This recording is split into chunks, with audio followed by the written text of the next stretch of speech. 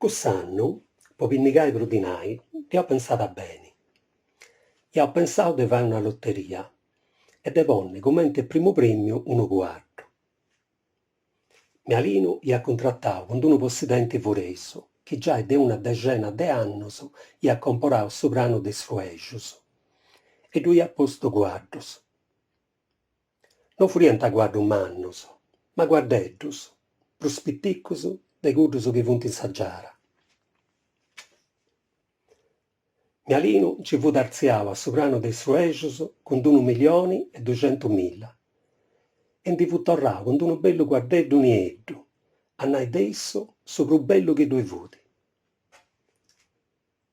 Ria t'aggiudavo a regalare Giovanni, cadando traballata con suo possidente voreso, e in c'è dia t'entregavo a Basili, quando poterai finas a sa dia dessa lotteria. In cussa tesi, io vendio tutti i bigliettos, e scetti de gustos io pinnigau già 2 milioni. Con tutto su dinai che io pinnigau, potiau pagare tutte le spese, e si coillata pruso de 1 milione. Un numerì, su comitau de Santo Iacco si pinnigat in su comune, po decidi ita fai con custu dinai che fu coillau.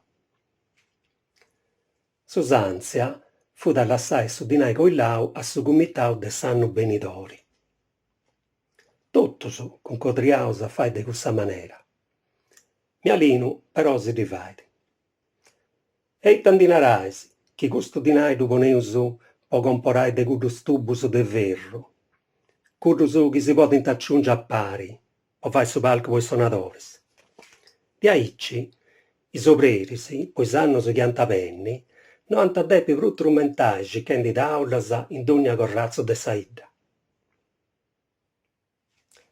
A circa st'aulas po fare su palcu fu di averus unu segamento de concamannu. E di aici totu siau concodrau con sa bidea de ponne custu dinai po comporai stubu de ferru.